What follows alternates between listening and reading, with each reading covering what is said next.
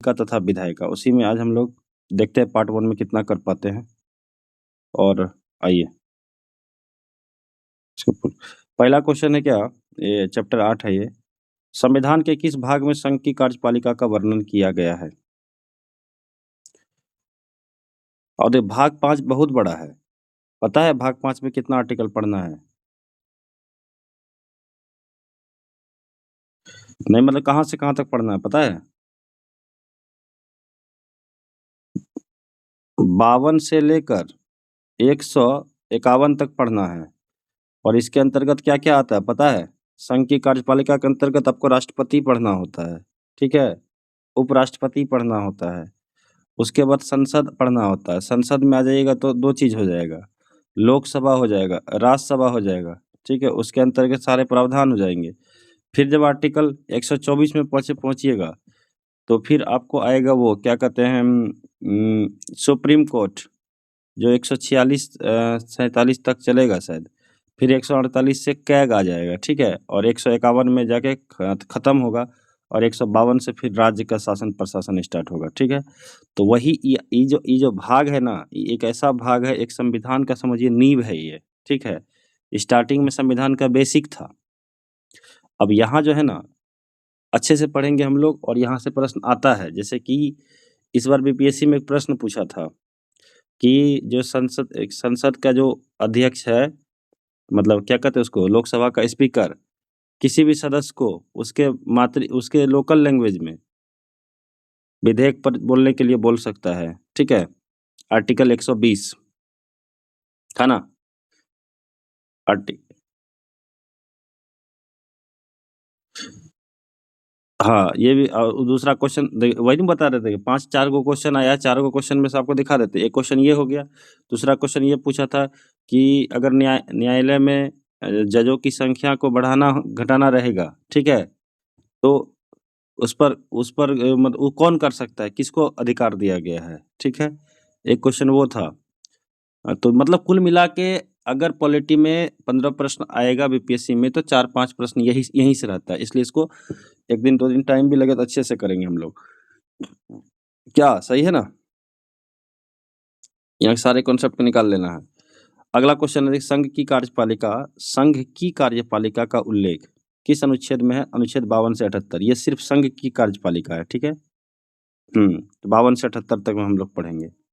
अगला है देखिए, संघीय कार्यपालिका में कौन-कौन से शामिल होते हैं? कौन-कौन शामिल होते हैं? तो अभी तुरंत बताए हैं। राष्ट्रपति तो होंगे, उपराष्ट्रपति भी होते हैं, मंत्रिपरिषद भी होते हैं और उसके बाद महान्यायवादी होते हैं। तो वही बता महान्यायवादी वाला आर्टिकल कितना होता है? बताइए? 78 होता है। कितना होता है? नहीं, 78 होता है।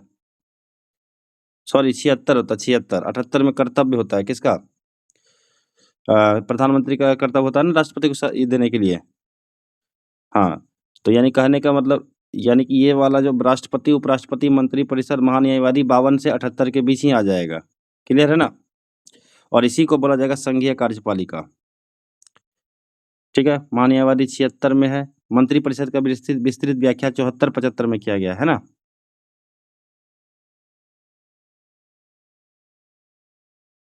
हाँ, किया जाता है। संघ के कार्यपालिका में इसको शामिल किया जाता है। एक क्वेश्चन तो आता है संसद में कौन-कौन पार्ट हैं? तो राष्ट्रपति, लोकसभा, राज्यसभा। एगो क्वेश्चन आ गया ये संघीय कार्यपालिका के कौन-कौन से पार्ट हैं? तो 1, 2, 3, 4 पार्ट हैं। चारों याद रखिएगा। प्रेसिडेंट, वाइस प्रेसिडेंट, मंत्रिपरिषद, महान्यायवादी। राष्ट्रपति 52 से स्टार्ट होता है, उपराष्ट्रपति शायद कितना से स्टार्ट होता है कि? जी 63 से, 62 से, 63 से होता है, 63 से। मंत्रिपरिषद का ज़िक्र किया गया है 74-75 में और महान्यायवादी 76 में। चलिए, अब हम लोग इसके बेसिक को जान गए कि हाँ भाई भाग 5 पढ़ना है हम लोग को, जिसमें आर्टिकल 52 से 151 तक का हम लोग का लंबा सा सफ़र होगा और उसमें हम लोग राष्ट्रपति, उपराष्ट्रपति, मंत्रिपरिषद और अच्छे से पढ़ेंगे सारे एस्पेक्ट को निकाल के, ये किताब में दिया ही होगा। देखिए, आवाज़ ठीक है? क्लियर है?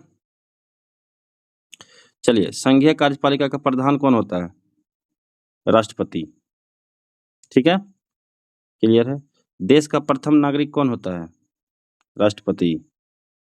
संविधान की समस्त कार्यपालिका शक्ति किसमें निहित होती है? राष्ट्रपति में। भारतीय संविधान के अनुसार भारत का एक राष्ट्रपति होगा तथा 52 भारत का एक राष्ट्रपति होगा और इसमें एक और क्लॉज है ना, भारत का एक राष्ट्रपति होगा और समस्त कार्यपालिका शक्ति उसमें निहित होगी, ऐसा था कि कुछ? आइए देखते हैं। नहीं पूरा आर्टिकल क्या था, 1 मिनट रुक जाइए क्योंकि वो पूछा गया है, ठीक है, देखते हैं। 52 में बस इतना ही लिखा हुआ है, भारत का एक राष्ट्रपति होगा। हाँ, भारत का एक राष्ट्रपति होगा, ठीक है। 53 में उसके बाद देखिए कहता है कि संघ की कार्यपालिका शक्ति राष्ट्रपति में निहित होगी और वह इसका प्रयोग संविधान के अनुसार स्वयं कर सकता है या अपने अधीनस्थ अधिकारियों के माध्यम से कर सकता है, ठीक है। कहाँ पे उल्लिखित है? 53 का 1 में। अभी देखिए इसका अधीनस्थ अधिकारी कौन-कौन आएगा? ऊपर पढ़े ना अभी हम लोग, मंत्री परिषद पढ़े, महान्यायवादी पढ़े। मंत्री परिषद एक प्रकार से इसका हुआ क्या जी? अधीनस्थ अधिकारी। कैबिनेट। तो यह बात जो है ना 53 के क्लाउज 1 में है। देखिए 53 में 2 क्लाउज है, हम बता देते हैं। दूसरा क्लाउज लोग को याद नहीं रहता है। 53 के क्लाउज 2 में शायद है लिखा हुआ कि राष्ट्रपति जो होगा ना, वो सारे सेना का हेड होगा। पता था आप लोग को?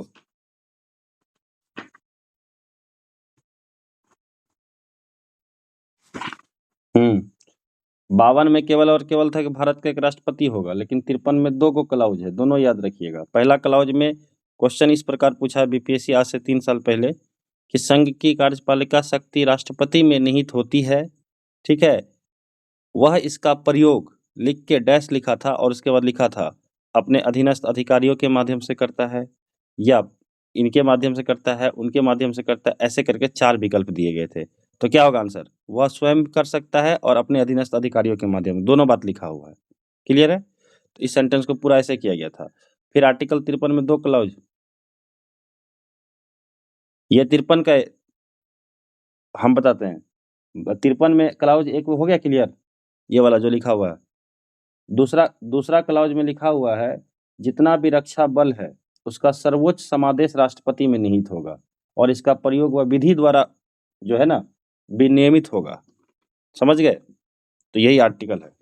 तो 53 का क्लॉज 2 याद रखिएगा कि 53 का क्लॉज 2 ही अधिकार देता है कि राष्ट्रपति जितना भी रक्षा बल है उसका सर्वोच्च सेनापति होगा। क्लियर है?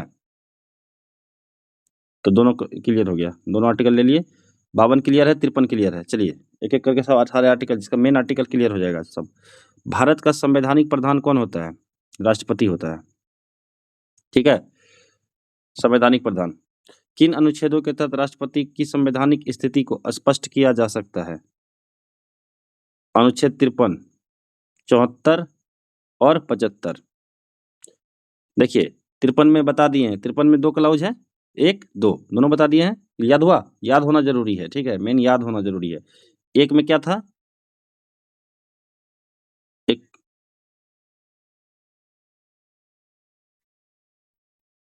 और वो इसका प्रयोग अपने मतलब या तो स्वयं कर सकता है या तो अपने अधीनस्थ अधिकारियों के माध्यम से कर सकता है। वही बात यहाँ पे लिखा हुआ है।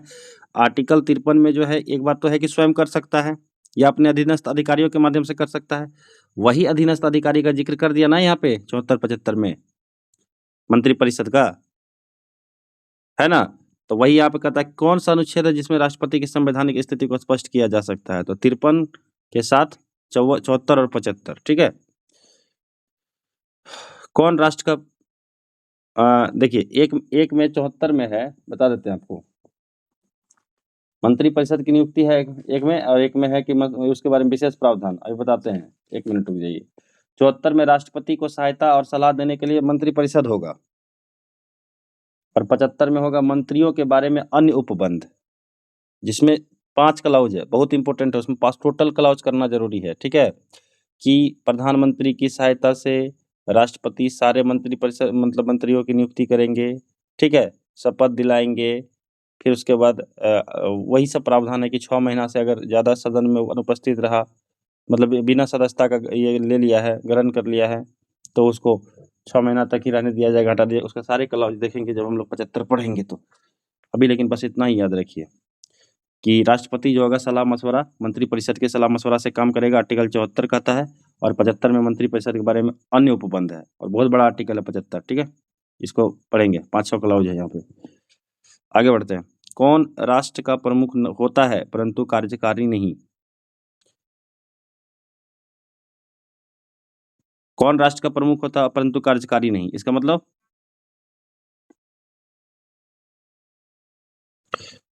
कार्यकारी नहीं, कार्यकारी प्रमुख तो होता है,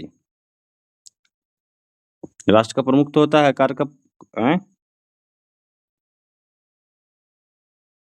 यहाँ पे कार्यकारी का मतलब हो गया क्या? प्रधानमंत्री के सेंस में बोल रहा है ना? राष्ट्र का प्रमुख तो है परंतु कार्यकारी प्रमुख नहीं है ये, ठीक है। कार्यकारी प्रमुख कौन होता है? वही होता है। सरकार का प्रमुख जो होता है वो होता है प्रधानमंत्री, इस टाइप से याद रखिए आप। हाँ, राष्ट्रपति का निर्वाचक मंडल, अब आ जाइए अगला आर्टिकल, देखिए कितना सिस्टमेटिक ढंग से दिया हुआ है। राष्ट्रपति का निर्वाचक मंडल अनुच्छेद 54 में सम्मिलित सदस्य कौन कौन है, ठीक है। तो सबसे पहला बात क्या, देखिए आप अभी दो आर्टिकल क्लियर करते हैं, देखिए सुनिए। एक है आर्टिकल 54, एक है आर्टिकल 55। आप लोग बताइए इसमें दोनों में अंतर क्या है, तब समझ में आएगा, नहीं तो गड़बड़ा हो जाएगा। बताइए।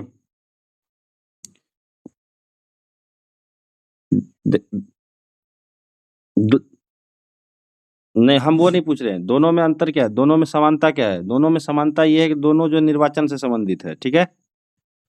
दोनों आर्टिकल राष्ट्रपति के निर्वाचन से संबंधित है, ठीक है, ये समानता है।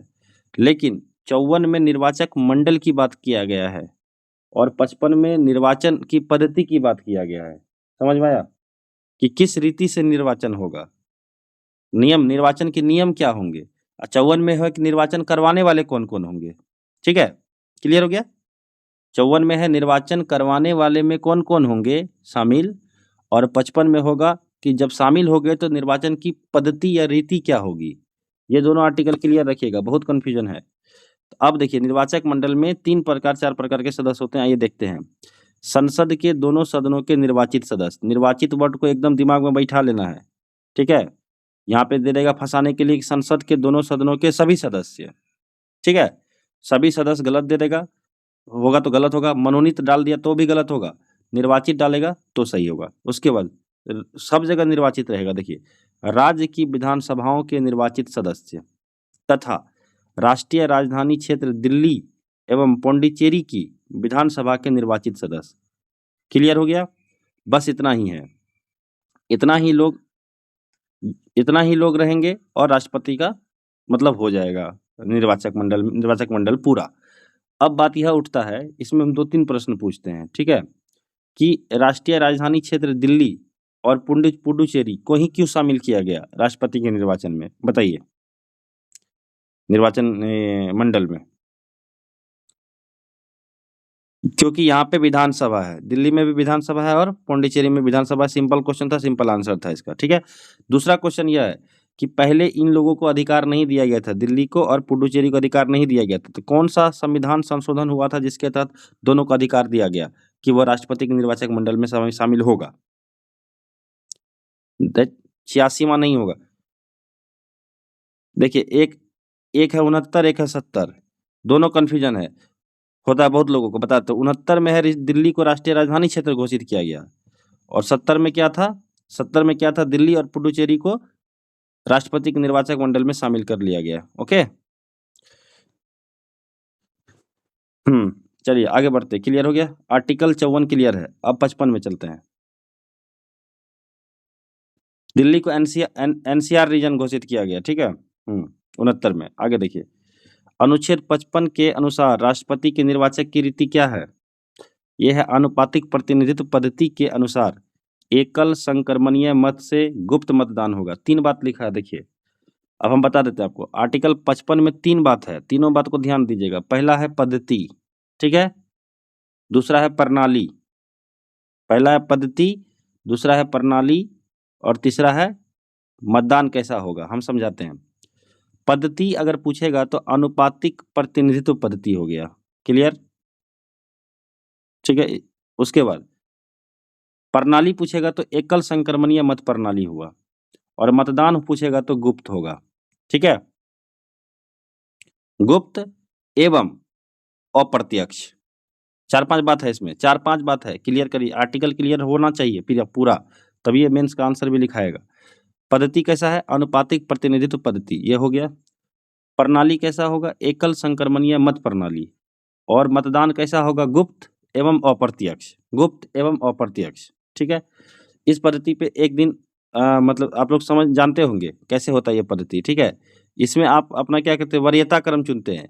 ऐसे नॉर्मल वोटिंग जो होता है, नॉर्मल वोटिंग में क्या होता है, हम लोग किसी एक को वोट देते हैं, दे देते हैं ना, बैलेट पेपर होता है या ईवीएम होता है, वहाँ पे एक गो बटन दबाते हैं, बहुत सारा होता है उसमें एक गो दबा दिए, क्या?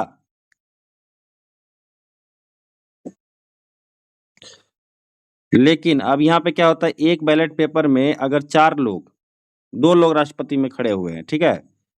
तो दोनों का नाम रहेगा ऊपर-नीचे। आपको मत दोनों को देना है, तो मत कैसे दिया जाएगा पता है? आप अपना पहला प्रेफ़रेंस को पहला बार में इस वोटिंग 2 बार होता है। जब तक वोटिंग 50% प्लस 1 को पूरा नहीं कर लिया जाएगा, तब तक वोटिंग होता रहेगा, ठीक है? तो इसमें मान लीजिए 2-3 कैंडिडेट है, तो आप क्रम रखेंगे कि हम चाहते हैं कि पहला नंबर पे ए कैंडिडेट को रखना चाहते हैं हम। दूसरा नंबर हम सी वाले को रखना चाहते हैं, तीसरा नंबर पे बी वाले को रखना चाहते हैं, ठीक है? ऐसे ही जितना भी सदस्य होगा, जैसे मान के चलिए कि विधानसभा का निर्वाचित सदस्य, संसद का निर्वाचित सदस्य, दिल्ली पुडुचेरी विधानसभा का निर्वाचित सदस्य, सब ऐसे ही मतलब अपना रखेगा मतदान, ठीक है? उसके बाद सारे मतदान की काउंटिंग होगी। अगर देखा जाएगा कि ए नंबर वाले को अगर सभी मतदान में मिला के 50% प्लस 1 अगर पूरा हो गया, ठीक है? ओके? तो उसको राष्ट्रपति निर्वाचित घोषित कर दिया जाएगा। लेकिन अगर बाय इन केस सबसे ज़्यादा वोट लाया है वो, लेकिन 50% प्लस 1 को नहीं प्राप्त कर पाया, तो क्या उसको जीत घोषित होगा? नहीं।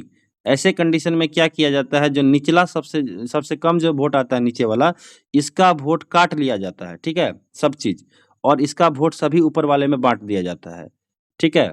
तो इसी को बोलते हैं, ऐसी प्रक्रिया बार-बार, बार-बार दोहराई जाती है, और जब तक 50% पर फिर हाँ, 50% प्लस 1 को नहीं प्राप्त कर लेता है, तब तक उसका निर्वाचित नहीं माना जाता। समझ में थोड़ा बहुत आ गया होगा, अगर थोड़ा नहीं आया होगा तो यूट्यूब पे आप देख सकते हैं कि क्या होता है एकल अनुपातिक प्रतिनिधित्व पद्धति और एकल संक्रमणीय मत प्रणाली, समझ में आ जाएगा।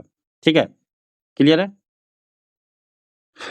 देखिए, अगला क्वेश्चन, राष्ट्रपति का मतदान कैसा होता है? राष्ट्रपति का मतदान होता है अप्रत्यक्ष, ठीक है?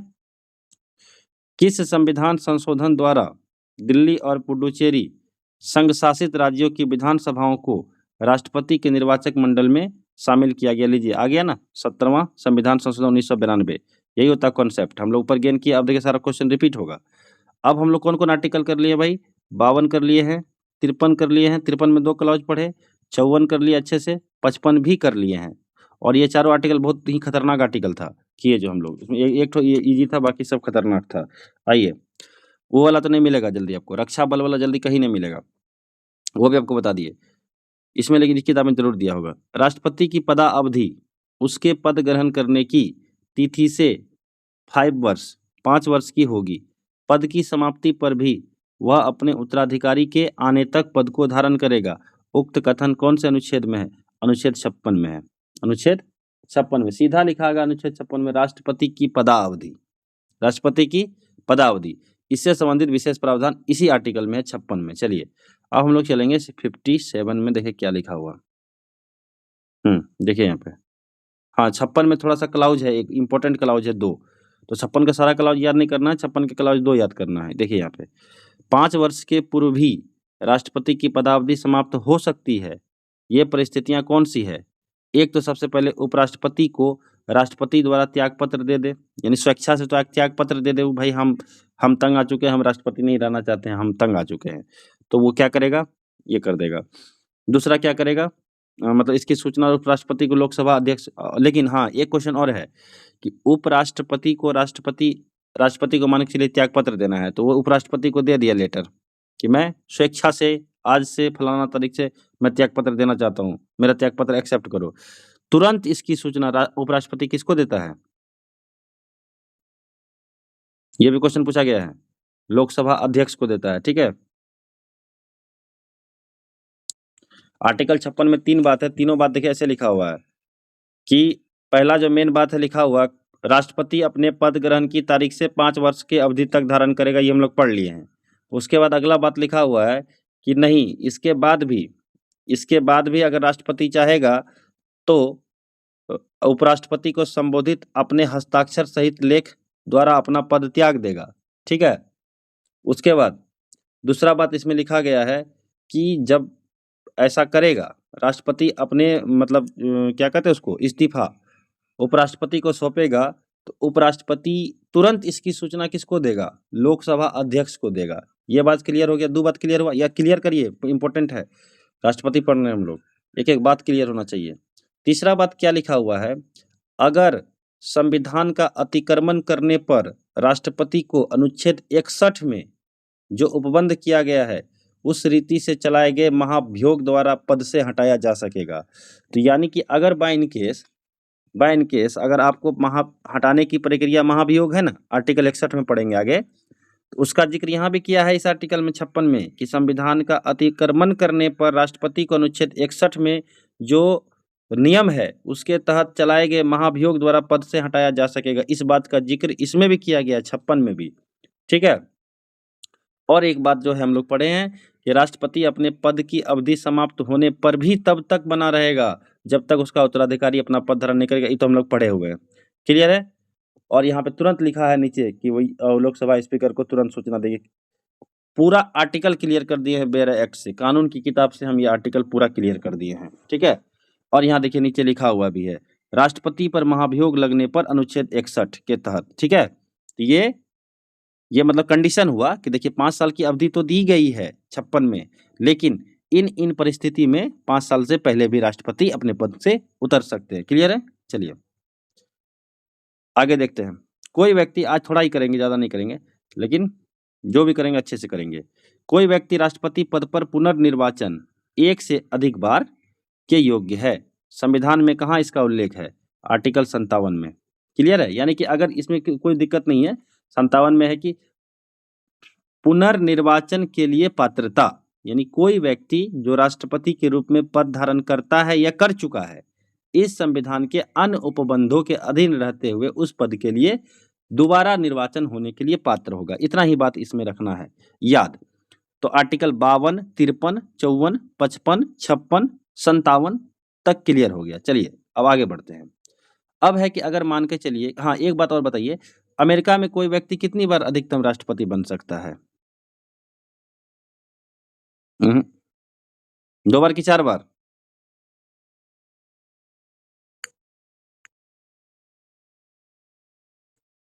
दो बार है। 2 कार्यकाल के लिए। अच्छा, इसको देखेंगे, बताएंगे तो फिर। ठीक है।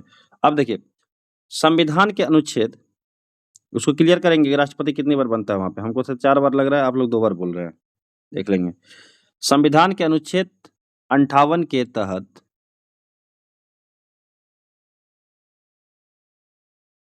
अच्छा, हाँ, तब होगा, पहले तो हो प्रावधान था लेकिन अब 2 बार का है।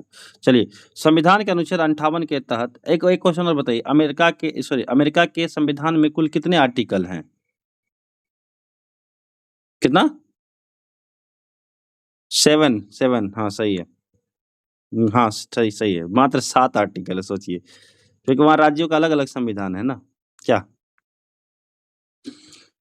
संविधान के अनुच्छेद हाँ,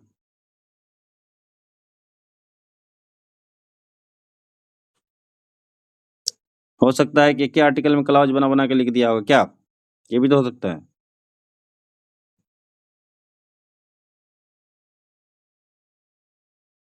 अच्छा। देखिए, संविधान के अनुच्छेद 58 के तहत राष्ट्रपति पद के लिए क्या-क्या योग्यताएँ होनी चाहिए? तो 3 योग्यता होना चाहिए। तीनों योग्यता याद रखना है। वह भारत का नागरिक होना चाहिए। भारत का नागरिक का मतलब? तो अब एक जगह जानते हैं क्वेश्चन पूछता है, भारत का जन्मा नागरिक होना चाहिए। भारत का जन्मा नागरिक होना चाहिए, एक जगह था, ठीक है? क्वेश्चन आया था यूपीएससी में कि वह भारत का जन्मा नागरिक होना चाहिए। भारत में जन्म लिया हुआ नागरिक, नागरिक तो ऐसा थोड़ी है भारत में जो नहीं लिया वो नागरिक नहीं हो सकता भारत का, हो सकता है ना जी। कंडीशन है ना, बाहर से आके देशीकरण कर ले या हम लोग तो भूभा को अपना ले, तो इस टाइप से। लेकिन वह यहाँ पे भारत का नागरिक होना चाहिए। दूसरा, 35 वर्ष की आयु पूरी कर चुका हो। तीसरा, लोकसभा सदस्य बनने की योग्यता रखता हो कि लोकसभा सदस्य हो।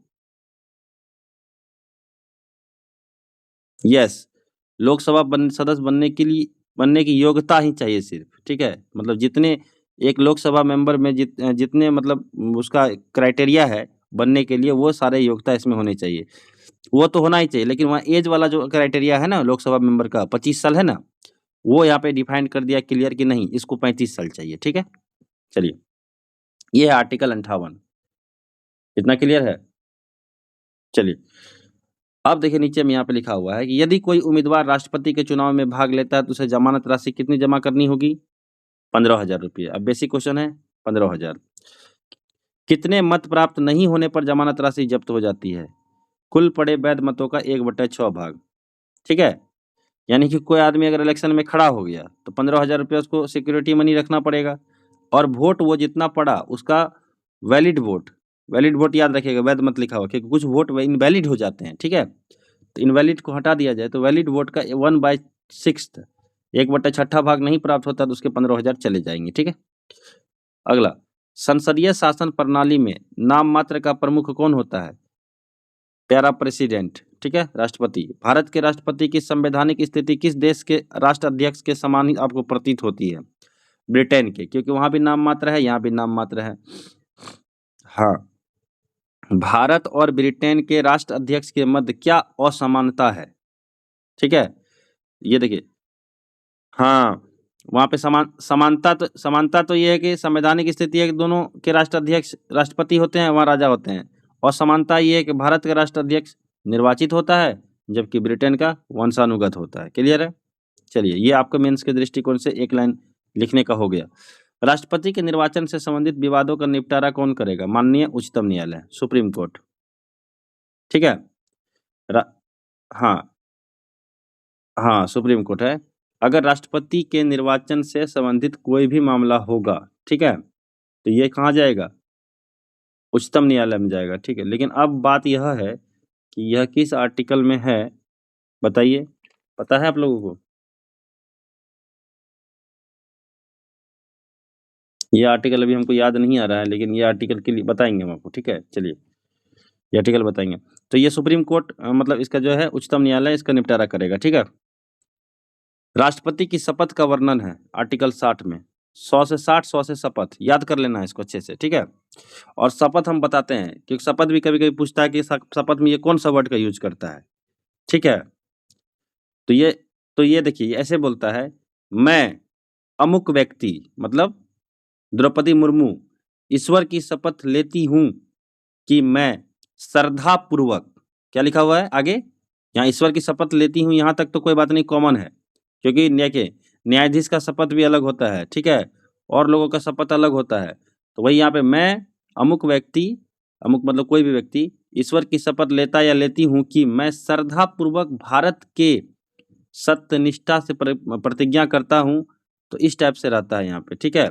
और आगे लिखता है, राष्ट्रपति के पद का कार्यपालन या निर्वहन करूंगा या करूंगी तथा अपनी पूरी योग्यता से संविधान और विधि का परिरक्षण, संरक्षण और प्रतिरक्षण करूंगा या करूंगी, जो भी होगा, और मैं भारत की जनता की सेवा और कल्याण में निरत रहूंगा, ठीक है। ये है इसका वर्ड, तो आप लोग थोड़ा सा याद रखिएगा। राष्ट्रपति किसके सम्मुख शपथ, हाँ बोलिए। हाँ, इसलिए हमको ध्यान में आया था कि ये कि संविधान के योग, वही ना, यहाँ पे ये वर्ड लाइन पूछा गया है, परिरक्षण, संरक्षण और प्रतिरक्षण, है ना।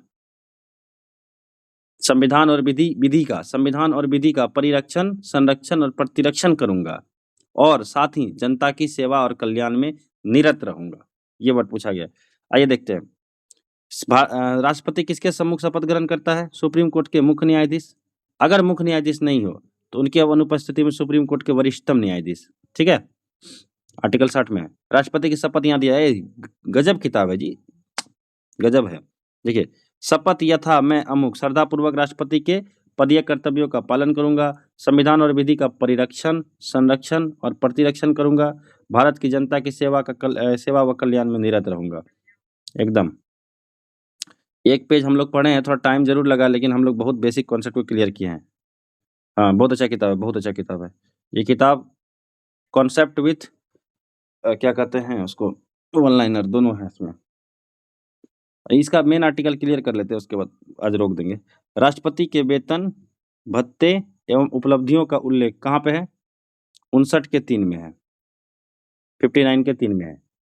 ठीक है, 59 में जो आर्टिकल 59 जो है ना, उसमें ऐसे लिखा गया है, राष्ट्रपति के पद के लिए शर्तें हैं, ठीक है?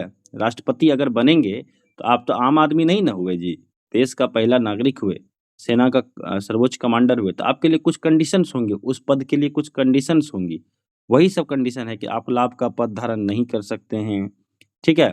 उसके बाद आपको जो है वेतन, भत्ते, पदावधि, आपके पदावधि के दौरान आपके जो भत्ते और उपलब्धियाँ मिल रहा है, उसको कम नहीं किया जाएगा।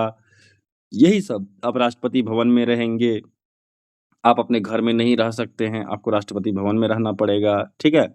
यही सब है, ठीक है? उसके बाद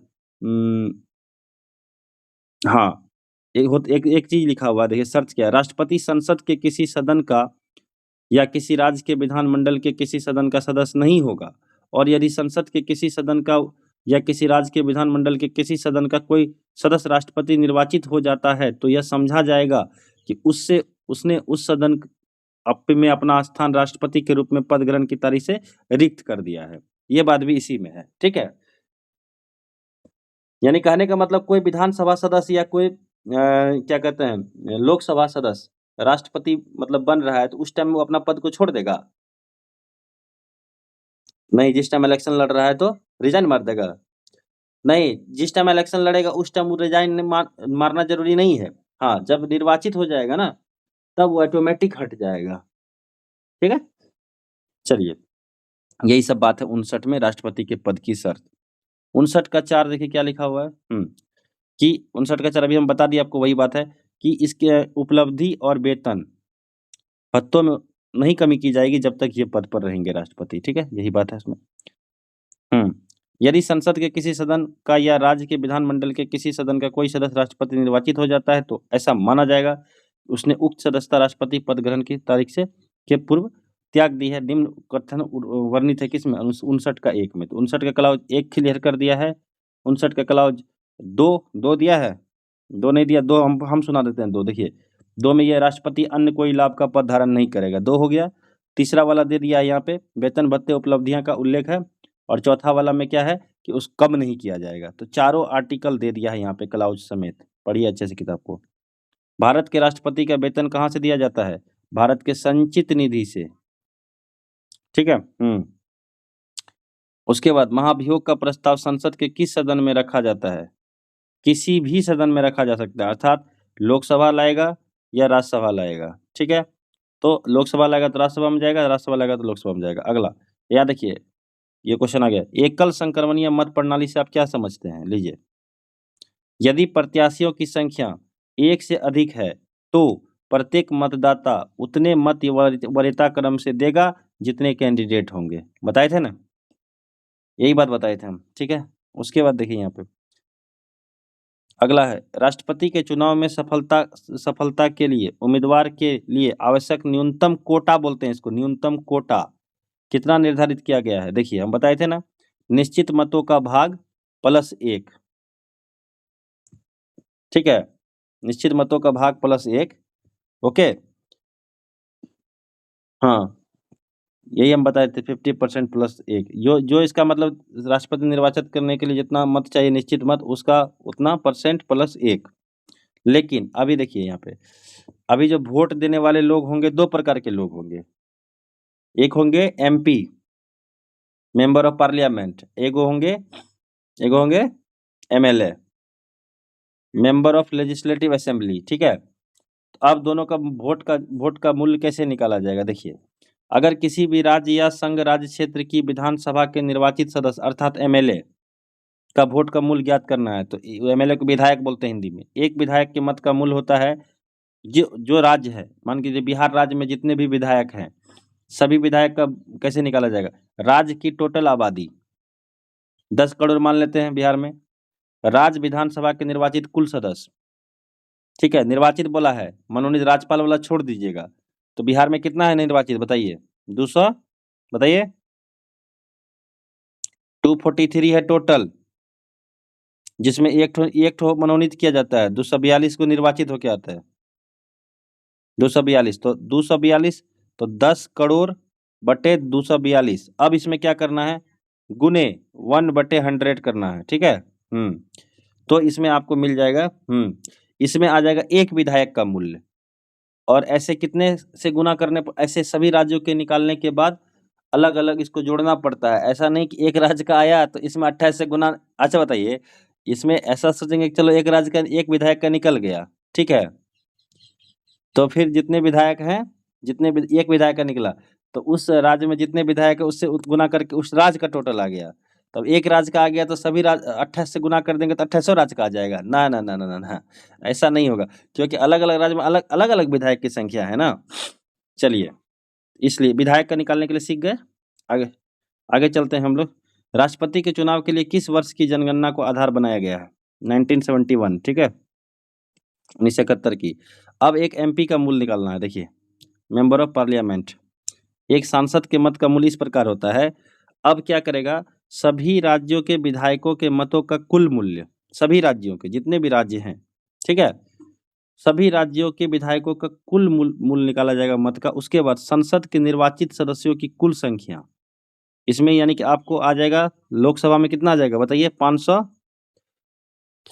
दो एंग्लो इंडियन तो चला गया दोनों, आप तो 543 है, 500 543 बचा है ना, लेकिन 543 तो लेंगे नहीं, तो हम लोग को लेना है सभी केंद्र शासित प्रदेश को छोड़ देना है, खाली दिल्ली। हाँ,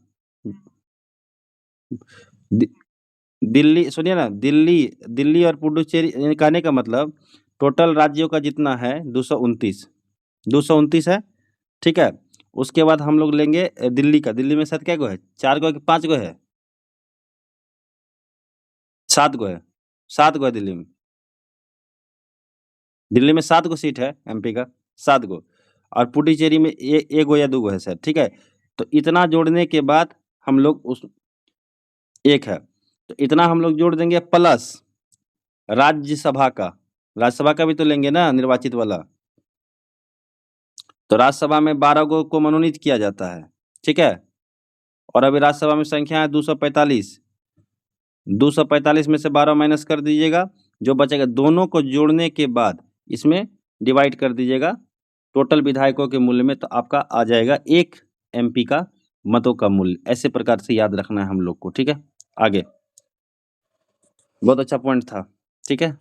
84वां संविधान संशोधन अधिनियम, और जानते हैं यह इसलिए इम्पोर्टेंट है, अभी हाल फिलहाल में जो राष्ट्रपति का मतदान हुआ था, ठीक है, उसमें क्या हो रहा है कि अभी कितना वोटिंग हुआ है, कितना वोट का मूल्य, टोटल मूल्य कितना रहा, ठीक है।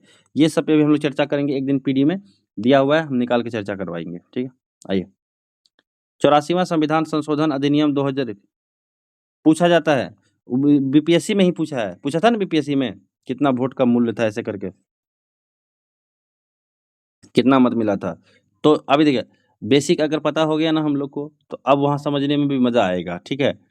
तो बेसिक नहीं क्लियर रहता है कि इस आर्टिकल में ये सब का भी जिक्र किया गया है नहीं किया गया, बड़ी दिक्कत हो जाता है।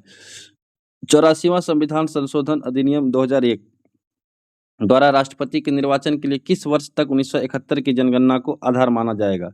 2026 तक, अभी तक तो 2026 तक है, ठीक है। आगे देखिए क्या होता है। राष्ट्रपति का निर्वाचन किसके द्वारा कराया जाता है? तो भारत के निर्वाचन आयोग द्वारा। भारत के निर्वाचन आयोग द्वारा भारत का राष्ट्रपति, भारत का उपराष्ट्रपति, ठीक है, लोकसभा और राज्यसभा, विधानसभा, इतने लोगों का इलेक्शन करवाता है भारत का निर्वाचन आयोग, ठीक है। निर्वाचन आयोग को भी बहुत अच्छे से पढ़ेंगे क्योंकि मेंस का भी टॉपिक है ये। भारत का राष्ट्रपति पद ग्रहण की तिथि से कितने वर्ष तक पद को धारण करता है? 5 वर्ष पढ़े हैं, अनुच्छेद 56 का 1 पढ़ लिए हैं पहले ही।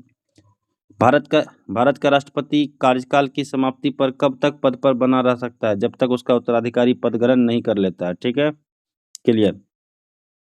राष्ट्रपति पद पर चुने जाने के लिए न्यूनतम कितना मत प्राप्त करना आवश्यक है? तो कहता है कुल पड़े वैध मतों के आधे यानी 50% से एक मत अधिक, अर्थात 50% प्लस एक, इसी को बोलते हैं कोटा, इसी को बोलते हैं कोटा, इसी को बोलते हैं कोटा। क्या बोलते हैं? कोटा, ठीक है। चलिए आइए, उसके बाद कहता है यदि राष्ट्रपति के पद की रिक्ति उसकी मृत्यु, त्यागपत्र अथवा हटाए जाने की स्थिति में हो तो पद को भरने के लिए कितने माह के अंदर चुनाव कराने का प्रावधान किया गया? 6 माह के अंदर से, 6 माह से पहले, ठीक है, 6 माह से पहले। ओके, अब हम लोग आज का सेवा पार्ट 1 का यहीं पे समाप्त करते हैं, ठीक है। और 40 मिनट में हम लोगों ने राष्ट्रपति के बेसिक चीज़ों को डिस्कस किया है, ठीक है। इसके बाद राष्ट्रपति का एक अनुच्छेद और बचता है, यहाँ तक। 1 मिनट रुक जाइए, 2-3 तो क्वेश्चन और करने दीजिए, ठीक है, तब इसको बंद करेंगे। देखिए, यदि राष्ट्रपति का पद रिक्त हो तो पद का कार्यभार कौन संभालेगा? उपराष्ट्रपति संभालेगा। इसके लिए आर्टिकल हम लोग उपराष्ट्रपति में देखेंगे, ठीक है। आर्टिकल 65 होना चाहिए। फिर देखेंगे उपराष्ट्रपति में। यदि किन्हीं कारणों से उपराष्ट्रपति भी उपलब्ध नहीं है तो राष्ट्रपति के कार्यों का संपादन कौन करेगा? उच्चतम न्यायालय का मुख्य न्यायाधीश, अथवा वो ना हो तो वरिष्ठतम न्यायाधीश, ठीक है, समझ गए।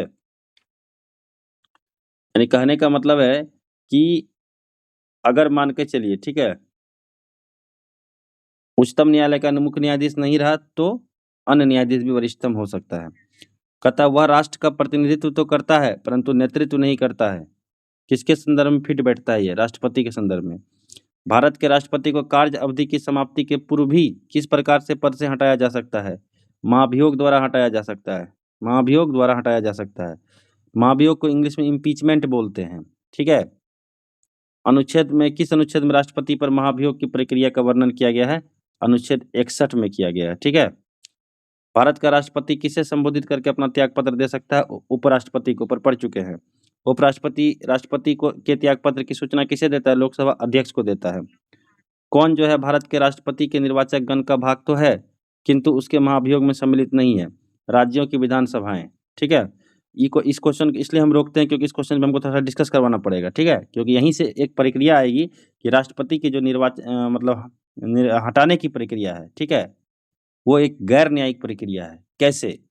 अगर शॉर्ट क्वेश्चन आ जाएगा राष्ट्रपति को हटाने की प्रक्रिया एक गैर न्यायिक प्रक्रिया है तो वो कैसे? तो इस क्वेश्चन को हम बता देते हैं, इसके बाद विराम करेंगे इस पार्ट को। देखिए, राष्ट्रपति के निर्वाचन में जितने भी लोग भाग लेते हैं, समझ में आ रहा है, उतने लोग हटाने की प्रक्रिया में भाग नहीं लेते हैं। हटाने की प्रक्रिया में सिर्फ लोकसभा और राज्यसभा के मेंबर लेते हैं, ठीक है। और लोकसभा और राज्यसभा के सभी मेंबर लेते हैं। वहां पे मनोनीत वाला भी ले लेता है। क्या हो कि मनोनीत वाला नहीं लेता है हटाने में? उपराष्ट्रपति में सभी लेता है। इसमें लोकसभा और राज्यसभा के मेंबर लेते हैं, लेकिन यहाँ पे राज्यों की विधानसभा इलेक्शन में तो भाग लिए थे, लेकिन यहाँ पे हटाने में भाग नहीं लेंगे। दिल्ली और पुडुचेरी विधानसभा के भाग तो लिए थे इलेक्शन में, वोटिंग करने में, लेकिन हटाने में नहीं लेंगे। इसलिए कहता है यह एक अर्ध न्यायिक प्रक्रिया है कि गैर न्यायिक प्रक्रिया है। गैर न्यायिक प्रक्रिया, सॉरी, गैर न्यायिक प्रक्रिया नहीं लेते हैं। संविधान में लिखा हुआ नहीं लेते हैं, लंबा प्रोसेस हो जाएगा, फिर हटाने में बहुत दिक्कत आ जाएगा, ठीक है। लेकिन गैर इसलिए कहता है कभी-कभी कि राष्ट्रपति को हटाने की प्रक्रिया एक गैर न्यायिक प्रक्रिया है, इसके बारे में बताइए। तो बोलिएगा जितने लोग वोटिंग में भाग लेते हैं उतने लोग हटाने में भाग नहीं लेते हैं। काम खत्म। आज यहीं पे पार्ट 1 विराम करते हैं, पार्ट 2 कल, ठीक है। ओके।